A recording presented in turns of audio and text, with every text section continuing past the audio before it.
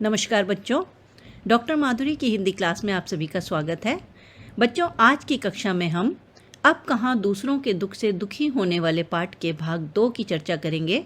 इससे पहले हमने पाठ में अपने पाठ परिचय, लेखक का परिचय और कुछ समाज सेवियों के बारे में जाना और साथ ही पाठ के महत्वपूर्ण बिंदुओं को और महत्वपूर्ण घटनाओं के विषय में जाना और पाठ के पहले हिस्से का हम वाचन कर चुके हैं। उससे संबंधित जो प्रश्न बने उनको हम पहले भाग में जान चुके हैं। तो बच्चों, आज के इस वीडियो में हम दूसरे भाग से शुरू करते हैं, यानी पाठ का जो दूसरा भाग है, दुनिया कैसे वजूद में आई, वहाँ से हम आरंभ करते हैं और साथ ही पाठ में जो भी प्रश्न बनेंगे, जो इसके अनुच्छेद संबंधी पाठ को जब हम पढ़ेंगे तो पहले भाग की तरह बीच बीच में हम प्रश्नोत्तर भी करते जाएंगे। तो बच्चों, आज का पाठ हम आरंभ करते हैं और उम्मीद करती हूँ पहला भाग आपको अच्छे से समझ आ गया होगा। तो उसकी कंटिन्यूशन में हम ये दूसरा भाग आरंभ करने जा रहे हैं और इसके पश्चात इसका तीसरा भाग भी होगा, जिसमें हम पाठ संबंधी सभी प्रश्नोत्तर और वैकल्पिक बहुवैकल्पिक प्रश्नोत्तर पर चर्चा करेंगे। तो चलिए आरंभ करते हैं। अब कहाँ दूसरों के दुख से दुखी होने वाले पाठ का भाग 2। फिर है दुनिया कैसे वजूद में। अभी तक हमने पाठ का एक भाग पढ़ा, जिसमें हमने कुछ परोपकारी, कुछ दयावान और दयालु लोगों के बारे में जाना। अब हम जानते हैं, थोड़ा सा वर्तमान स्थिति के बारे में भी जान लेते हैं। दुनिया कैसे वजूद में आई। वजूद मतलब अस्तित्व में, कि दुनिया ये कैसे बनी, पहले क्या थी, किस बिंदु से इसकी यात्रा शुरू हुई। इन प्रश्नों के उत्तर विज्ञान अपनी तरह से देता है, धार्मिक ग्रंथ अपनी अपनी तरह से। संसार की रचना भले ही कैसे हुई हो, लेकिन धरती किसी एक की नहीं है। पंछी, मानव, पशु, नदी, पर्वत, समंदर आदि की इसमें बराबर की हिस्सेदारी है। यह और बात है कि इस हिस्सेदारी में मानव जाति ने अपनी बुद्धि से बड़ी बड़ी दीवारें खड़ी कर दी हैं। बेटा, ये जो पंक्ति है कि मानव जाति ने अपनी बुद्धि से बड़ी बड़ी दीवारें खड़ी कर दी हैं, ये अक्सर आशय स्पष्टीकरण में पूछा जाता है। तो आप जरा ध्यान से सुन लीजिए। अब यहाँ पर लेखक ये बता रहे हैं कि दुनिया कैसे बनी, या पहले क्या थी, अब या कहाँ से इसकी यात्रा शुरू हुई। तो इन प्रश्नों के बारे में वो कह रहे हैं कि धर्म अपनी तरफ से इसका जवाब देता है, विज्ञान अपनी तरफ से, यानी इसका एक कोई ठोस जवाब नहीं है। तो कहते हैं संसार की रचना भले ही कैसे हुई, हमें इसमें नहीं जाना है कि संसार की रचना कैसे हुई, लेकिन पंछी, मानव, पशु यानी इस धरती पर जितने भी प्राणी हैं, उन सबका इस धरती पर बराबर की हिस्सेदारी है, यानी सबका पूर्ण अधिकार है। लेकिन यह अलग बात है कि आज मनुष्य ने इस हिस्सेदारी में अपना अधिकार जमा लिया है, अपनी बुद्धि से बड़ी बड़ी दीवारें खड़ी कर दी हैं, यानी अपनी बुद्धि, क्योंकि मनुष्य के पास ही बुद्धि है। 84 लाख योनियों में मनुष्य योनि को श्रेष्ठ माना जाता है, और श्रेष्ठ इसलिए माना जाता है क्योंकि उसके पास बुद्धि होती है, सोचने समझने की क्षमता है। तो उसने उस बुद्धि का दुरुपयोग करके पूरी धरती को जैसे अपने कब्जे में कर लिया है, दीवारें खड़ी कर दी हैं, मतलब इन सबको एक तरफ करके अपना एक छत्र अधिकार जमा लिया है। यह और बात है कि इस हिस्सेदारी में मानव जाति ने अपनी बुद्धि से बड़ी बड़ी दीवारें खड़ी कर दी हैं। पहले बड़े बड़े दालानों, आंगनों में सब मिलजुल कर रहते थे। अब छोटे छोटे डिब्बे जैसे घरों में जीवन सिमटने लगा है। बढ़ती हुई आबादियों ने समंदर को पीछे सरकाना शुरू कर दिया है, पेड़ों को रास्तों से हटाना शुरू कर दिया है। फैलते हुए प्रदूषण ने पंछियों को बस्तियों से भगाना शुरू कर दिया है, और बारूदों की विनाश लीलाओं ने वातावरण को सताना शुरू कर दिया। अब गर्मी में ज़्यादा गर्मी, बेवक्त की बरसातें, जलजले, सैलाब, तूफान और नित्य नए रोग मानव और प्रकृति के इसी संतुलन के परिणाम हैं। बच्चों, ये बहुत ज़्यादा इम्पॉर्टेंट पैराग्राफ है। ये समझिए कि पूरे पाठ का एक सार तत्व इस पैराग्राफ में दिया गया है, इस अनुच्छेद में दिया गया है, इसलिए ध्यान से सुनिए। यहाँ पर लेखक ये बताते हैं कि हमारा ये समाज जो था, संसार जो था, पहले एक पूरे परिवार के समान था। जैसे कि हमारे पहले संयुक्त परिवार हुआ करते थे, एक ही परिवार की कई पीढ़ियाँ एक साथ मिलजुल कर रहा करती थी।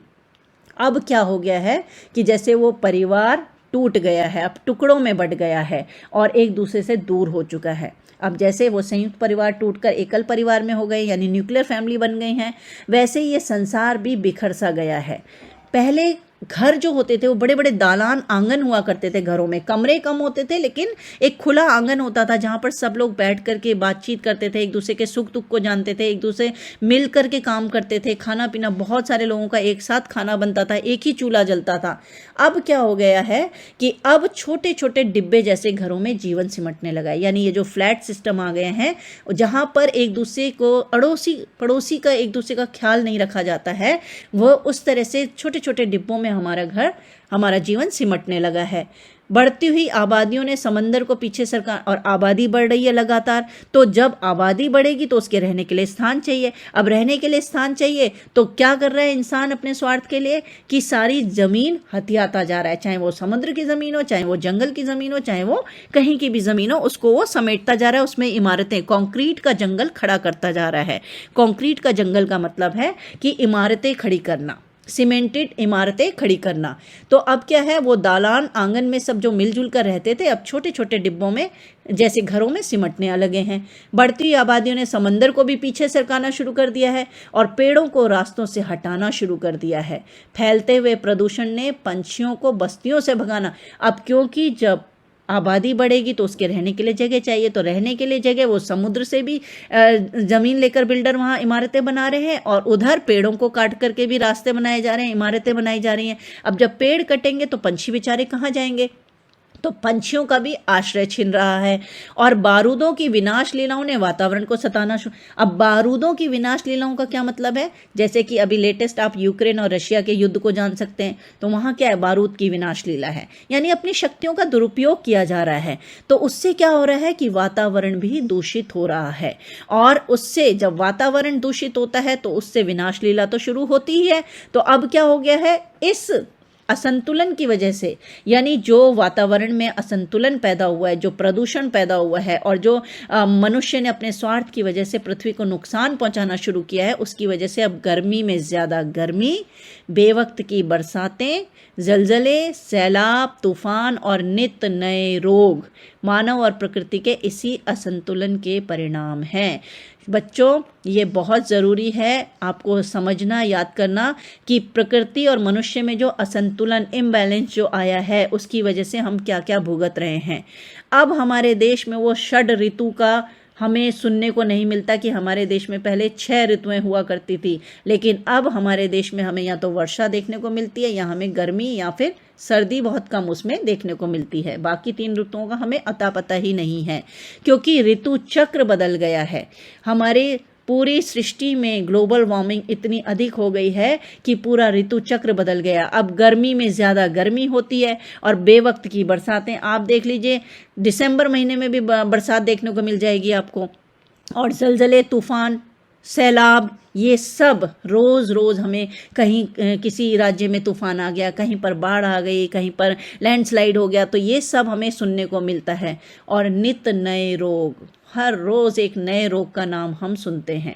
क्या आपने पहले कभी ये स्वाइन फ्लू और ये मंकी वायरस और इस तरह की ये कोरोना, ये सब चीज़ें सुनी थी? ये नित नए रोग क्या हैं?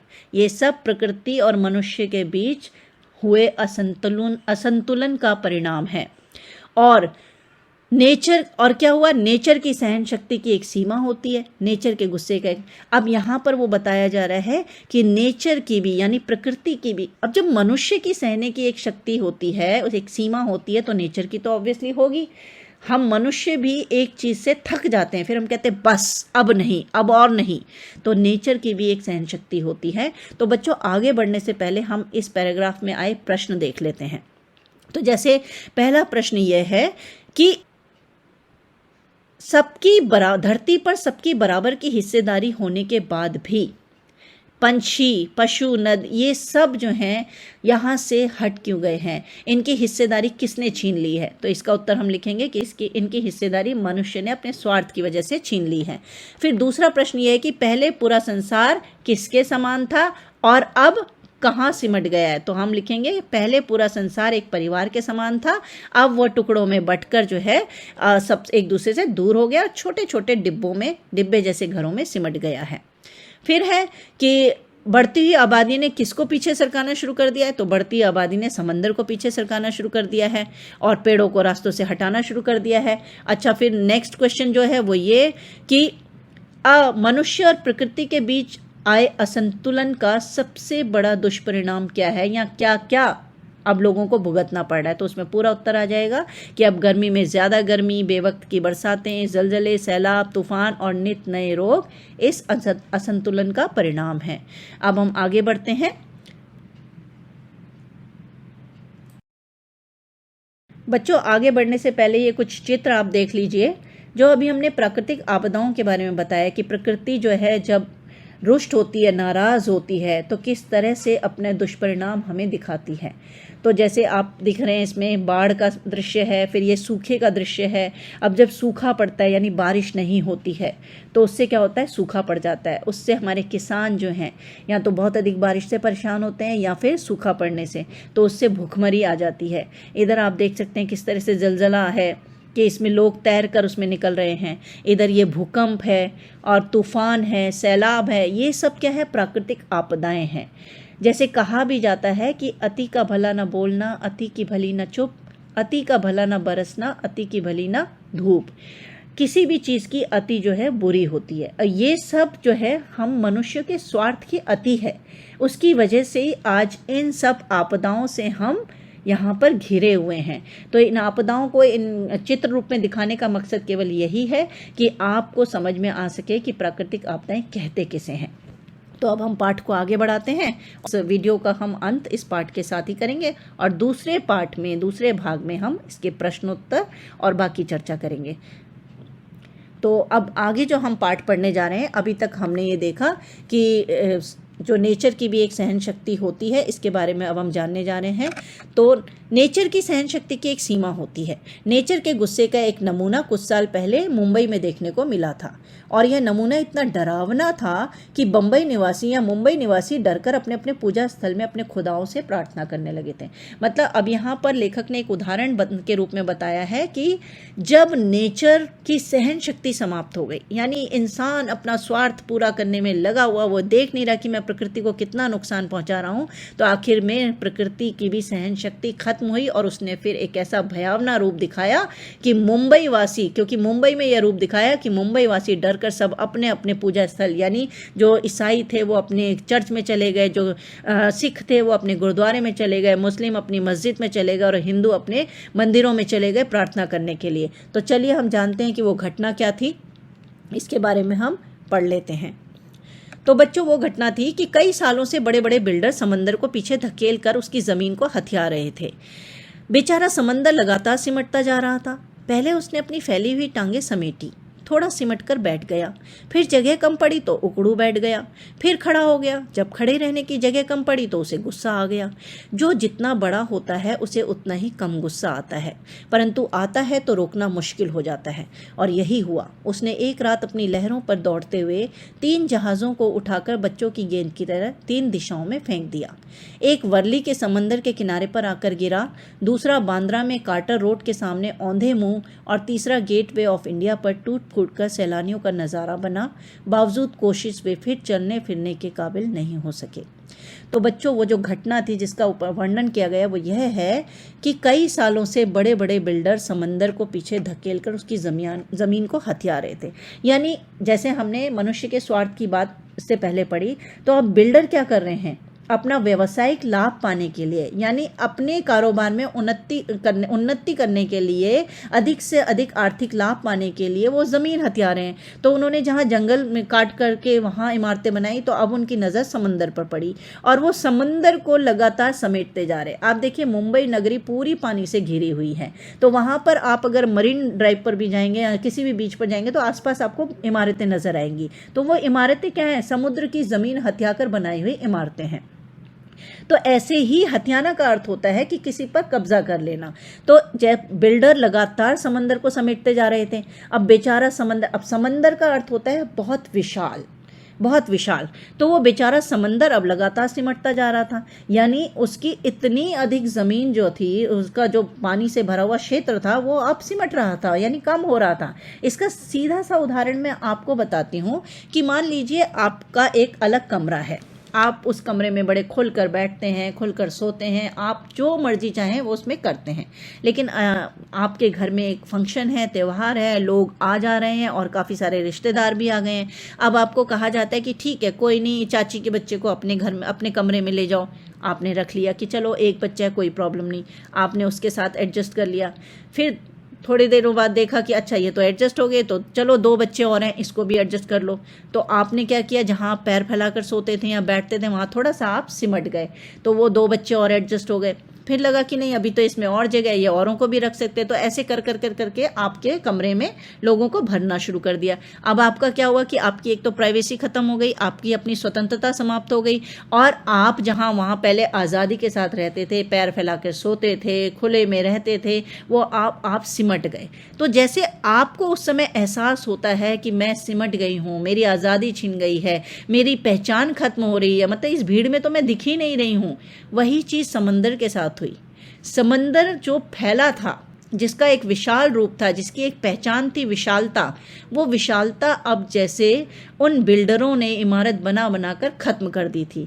तो लगातार सिमटता जा रहा था बेचारा समंदर। अब पहले उसने अपनी फैली हुई टांगे समेटी, फैली हुई टांगे जहाँ वो पहले, जैसे मैंने बताया कि आप अपने बिस्तर पर फैल कर सोते थे, लेकिन जैसे ही रिश्तेदारों के बच्चे आने लगे तो आप सिमटते चले गए। तो वैसे ही समुंदर पहले खुलकर अपनी टांगे फैलाए हुए, यानी खूब फैला हुआ था, थोड़ा सिमट गया। फिर जगह कम पड़ी तो उकड़ू बैठ गया। उकड़ू का मतलब होता है कि अब बैठने के लिए भी प्रॉपर जगह नहीं है उसकी, यानी वो अपनी पूरी बॉडी को उसने समेट लिया है। फिर खड़ा हो गया, जब खड़े रहने की जगह कम पड़ी तो उसे गुस्सा आ गया। अब यहाँ लिखा है कि जो जितना बड़ा होता है उसे उतना ही कम गुस्सा आता है। ये एक कहावत के तौर पर है कि हाँ, जो सच में बड़ा होता है हृदय से, जिसका दिल बहुत बड़ा होता है, वो गुस्सा कम करता है, लेकिन जब गुस्सा करता है तो उस गुस्से को झेल पाना बड़ा मुश्किल होता है। यही चीज़ समुद्र के साथ हुई, परंतु आता है तो रोकना मुश्किल हो जाता है, और यही हुआ। उसने एक रात अपनी लहरों पर दौड़ते हुए 3 जहाज़ों को उठाकर बच्चों की गेंद की तरह 3 दिशाओं में फेंक दिया।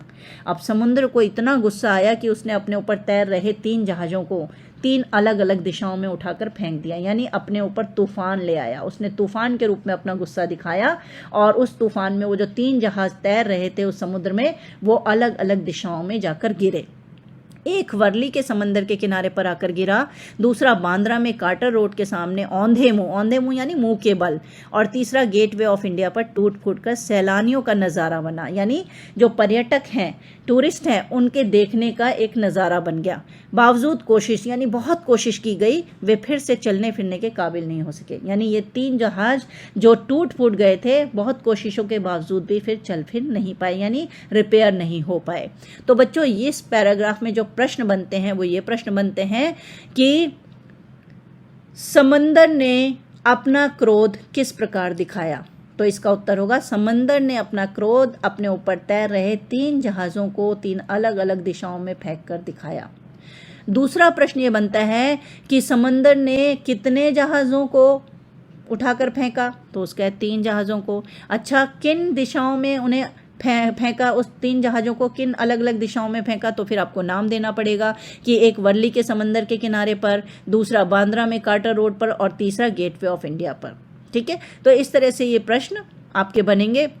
और ये भी होगा कि समंदर ने अपना गुस्सा क्यों दिखाया, तो इसका उत्तर है, समंदर ने अपना गुस्सा इसलिए दिखाया क्योंकि समंदर का अस्तित्व समाप्त हो रहा था, उसकी पहचान खत्म हो रही थी। बिल्डर लगातार उसकी ज़मीन हथिया रहे थे और वहाँ पर इमारतें बना रहे थे। ठीक है बच्चों, तो ये आपको समझ में आ गया। अब हम आगे बढ़ते हैं। मेरी माँ कहती थी, सूरज ढले आंगन के पेड़ों से पत्ते मत तोड़ो, पेड़ रोएंगे। दिया बत्ती के वक्त फूलों को मत तोड़ो, फूल बद्दुआ देते हैं। दरिया पर जाओ तो उसे सलाम किया करो, वह खुश होता है। और कबूतरों को मत सताया करो, वे हज़रत मोहम्मद को अजीज़ हैं। उन्होंने उन्हें अपनी मज़ार के नीले गुंबद पर घोंसले बनाने की इजाज़त दे रखी है। मुर्गे को परेशान नहीं किया करो, वह मुल्ला जी से पहले मोहल्ले में अजान देकर सबको सवेरे जगाता है।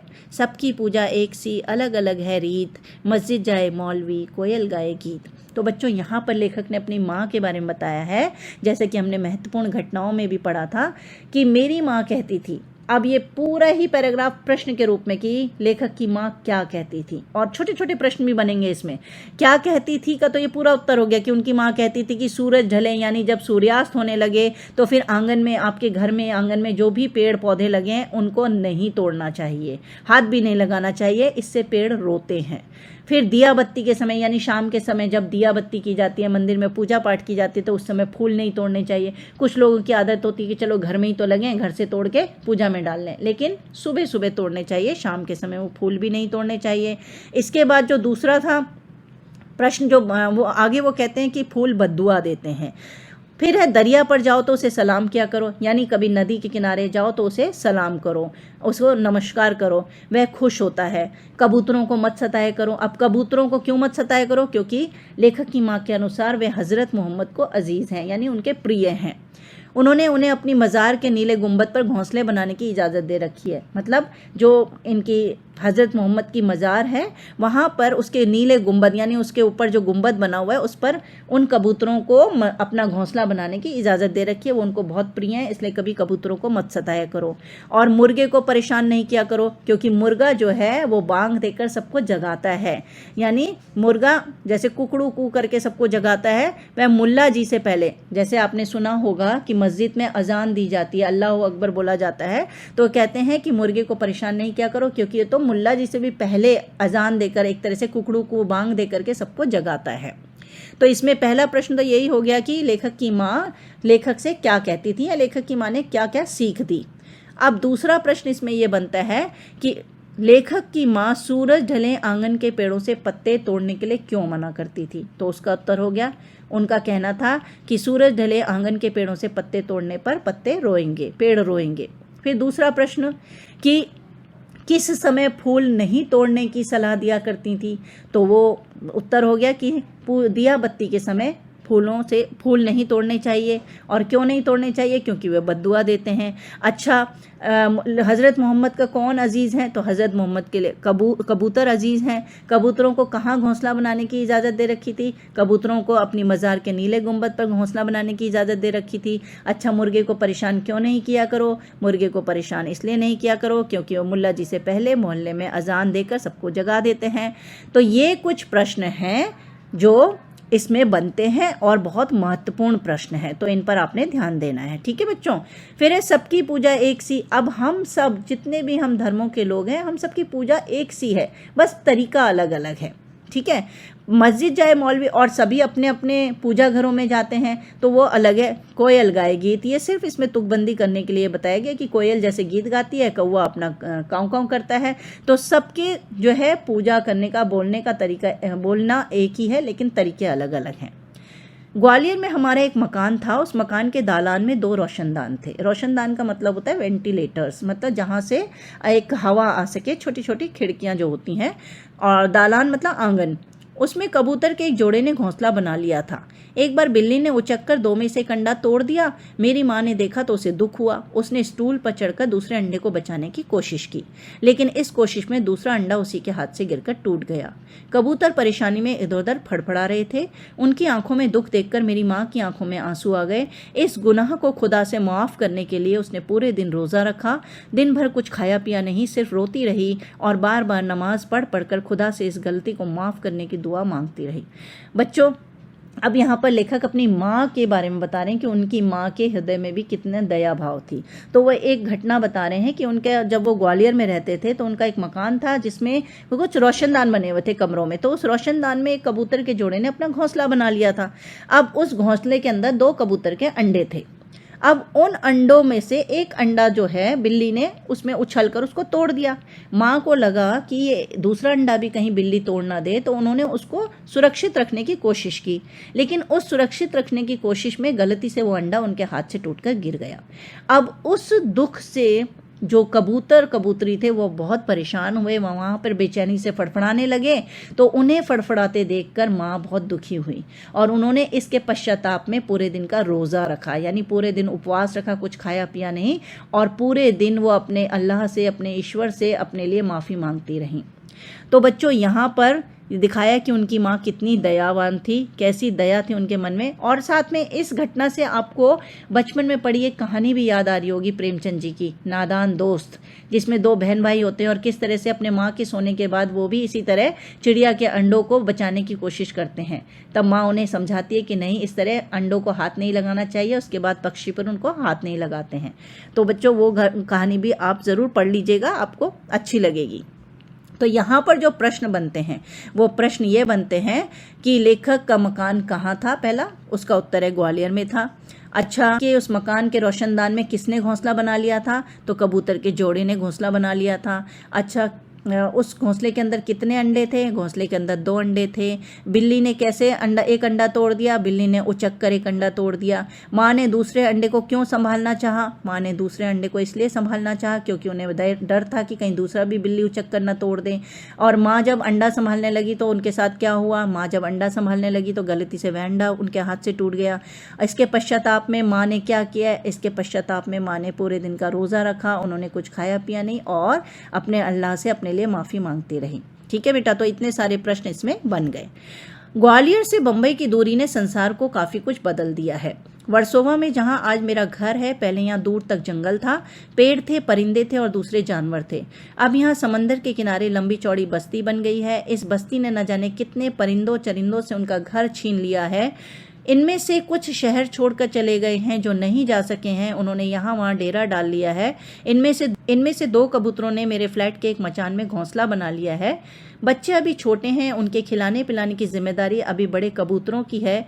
वे दिन में कई कई बार आते जाते हैं और क्यों ना आए जाएं, आखिर उनका भी घर है। लेकिन उनके आने जाने से हमें परेशानी भी होती है। वे कभी किसी चीज़ को गिराकर तोड़ देते हैं, कभी मेरी लाइब्रेरी में घुसकर कबीर या मिर्ज़ा गालिब को सताने लगते हैं। इस रोज़ रोज़ की परेशानी से तंग आकर मेरी पत्नी ने उस जगह जहाँ उनका आशियाना था एक जाली लगा दी है। उनके बच्चों को दूसरी जगह कर दिया है। उनके आने की खिड़की को भी बंद किया जाने लगा है।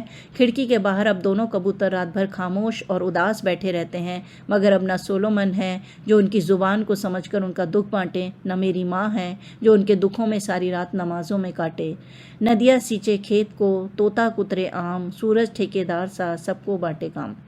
बच्चों, इन पंक्तियों का भावार्थ यह है कि इन पंक्तियों में लेखक ने बताया कि ग्वालियर से जब वो मुंबई वर्सोवा में शिफ्ट हो गए रहने के लिए तो पूरी तरह से बदलाव देखा उन्होंने। क्योंकि जहाँ पहले जंगल थे, हरे भरे जंगल थे, हरियाली थी, पशु पक्षी थे, वहाँ अब केवल इमारतें दिख रही थी और किसी भी ना पेड़ दिख रहे थे, ना परिंदे दिख रहे थे और ना ही दूसरे जानवर। और यहाँ समंदर के किनारे लंबी चौड़ी बस्ती बन गई और इस बस्ती की वजह से क्या हुआ, कितने ही पक्षियों के, कितने ही जानवरों के आश्रय छिन गए।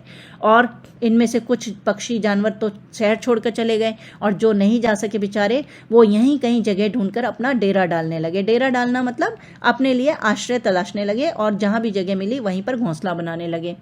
ऐसे में ही एक घटना ये हुई कि लेखक जहाँ फ्लैट में रह रहे थे वर्सोवा में, तो उनके फ्लैट में भी मचान में एक घोंसला बना लिया। मचान होता है कमरों के अंदर बने एक सामान रखने के लिए बनाया गया स्थान, तो वहाँ पर घोंसला बना लिया। अब उसमें कबूतर के बच्चे छोटे थे, तो जो कबूतर और कबूतरी थी उनकी जिम्मेदारी थी उनका खाने पीने की। तो जब वो उनके लिए दाना पानी लाते तो उससे घर में गंदगी होती थी। और साथ ही वो जो उनकी लाइब्रेरी की किताबें होती थी, जो बुक्स उन्होंने रखी हुई थी, तो ये मिर्ज़ा गालिब का मतलब है कि इनकी जो पुस्तकें, इस नाम की जो पुस्तकें थी, उनके ऊपर वो कभी गंदगी कर देते थे, चीज़ें इधर उधर फैला देते थे, दाने दुन के पड़े रहते थे। तो इससे जो है वो परेशान होते थे, खास तौर से लेखक की पत्नी। तो लेखक की पत्नी ने क्या किया कि उन्होंने उस जगह पर जाली लगा दी। रोज़ रोज़ की परेशानी से तंग आकर उन्होंने उस जगह जाली लगा दी और उससे क्या हुआ कि अब बच्चे एक तरफ हो गए और वो कबूतर कबूतरी एक तरफ। अब उनके बच्चों को दूसरी जगह कर दिया जाली लगाकर। उनके आने की खिड़की को भी बंद किया जाने लगा। खिड़की के बाहर अब दोनों कबूतर जो हैं रात भर खामोश और उदास बैठे रहते हैं। अब ना सोलोमन है जो उनकी ज़ुबान सके। ये जो पंक्ति में लेखक ने बताया है कि उनकी पत्नी आज के मनुष्य की प्रतीक है, यानी आज के मनुष्य की स्वार्थी प्रवृत्ति को दर्शा रही है कि उनकी पत्नी, जहाँ उनकी माँ थी जो एक अंडे के टूट जाने पर पूरे दिन भर रोज़ा रखती हैं, अपने आप को खुदा से माफ़ी मांगने के लिए रोती रहती हैं, वहाँ उनकी पत्नी है जिन्हें इस बात की चिंता नहीं है कि माँ बाप को उन्होंने उनके बच्चों से दूर कर दिया है। तो वो कहते हैं कि अब ना तो वो सुलेमान है जो इनकी ज़ुबान समझ सके, इनकी रक्षा कर सके, और ना ही मेरी माँ है जो इनके दुख को देखकर पूरे दिन का रोज़ा रखें। तो नदियाँ सींचे खेत को, तोता कुतरे आम, सूरज ठेकेदार सा सबको बांटे काम। कि नदियाँ खेत को सींचती है, तोता अपना आम कर, मतलब सभी अपना अपना काम कर रहे हैं। और सूरज ठेकेदार की तरह, जैसे सुबह होते ही जो ठेकेदार होता है वो मजदूरों को काम बांट देता है कि तुम इधर करो, तुम इधर ये काम करो, वैसे ही सूरज के उगते ही सब अपने अपने काम पर निकल जाते हैं। तो इस तरह से किसी को कोई फर्क नहीं पड़ रहा है। दुनिया में बदलाव आ रहे हैं, मनुष्य स्वार्थी होता जा रहा है, स्वार्थ में वो किसी की चिंता नहीं कर रहा है। तो ये बहुत एक सोचनीय संदेश है जिस पर हमें विचार करना चाहिए, हमें सोचना, क्योंकि अभी हम पिछले 2 सालों में इस प्राकृतिक आपदा से गुजरे हैं। हमने बहुत भयानक दिन देखे हैं, हमने बहुत कष्टपूर्ण दिन देखे हैं, सभी ने हमने उनको भुगता है, लोगों ने, बहुत से लोगों ने अपनों को खोया है। तो अब मनुष्य को कम से कम संभल जाना चाहिए। अब मनुष्य को इन हरकतों से बाहर आ जाना चाहिए, अपने स्वार्थ को साइड में रखकर इंसानियत के बारे में सोचना चाहिए। तो ये पूरा पाठ हमें यही संदेश देता है कि हमें प्रकृति को नुकसान नहीं पहुंचाना, बल्कि प्रकृति को हमें सुधारना है, प्रकृति में एक नयापन लाना है, एक नया पौधा लगाकर अपनी अपनी तरफ से प्रकृति में अपना योगदान देना है। तो ये हमारे आज के वीडियो का अंतिम हिस्सा है, और इसके प्रश्नोत्तर और बाकी जो डिटेल हैं वो हम अपने नेक्स्ट वीडियो में जानेंगे। बस हम एक आखिरी स्लाइड देख लेते हैं जो हमने इसमें पाठ में पढ़ा, उसके संदर्भ में आखिरी स्लाइड क्या है तो देख लेते हैं। ये बच्चों देखिए नए नए रोग, ये नए नए रोग हमने यहाँ दिखाए हैं कि कैसे हर इंसान आज रोगग्रस्त हो रहा है, तरह तरह के रोगों से ग्रस्त हो रहा है। तो हमें इन रोगों से बचाव के लिए अपने स्वार्थ को दूर करना होगा, अपने स्वार्थ की पूर्ति न करते हुए परोपकार और दया भाव को अपनाना होगा। तो उम्मीद करती हूँ आज का वीडियो ये बहुत पसंद आएगा आपको, और काफ़ी लाभकारी भी होगा, आपको ये पाठ पूरी तरह समझ में आ गया होगा। और अगर फिर भी अगर आपकी कोई समस्या होती है तो आप कमेंट बॉक्स में लिख करके मुझे बता सकते हैं। और बच्चों, अगर आपको वीडियो सच में पसंद आ रहे हैं तो लाइक कीजिए, शेयर कीजिए, कमेंट कीजिए, अपने दोस्तों को भी बताइए, उनका भी लाभ हो सके, और साथ में ज़्यादा से ज़्यादा लोग सब्सक्राइब भी करें इसको। और अगर आप चाहते हैं कि मैं इसी तरह ज्ञानवर्धक वीडियो आपके सामने लेते आऊँ तो मेरे चैनल को आपका सपोर्ट चाहिए, तो आप सपोर्ट कीजिए, सब्सक्राइब कीजिए और कमेंट ज़्यादा से ज़्यादा कीजिए, ताकि मैं अच्छे अच्छे वीडियो आप लोगों तक पहुंचा सकूं।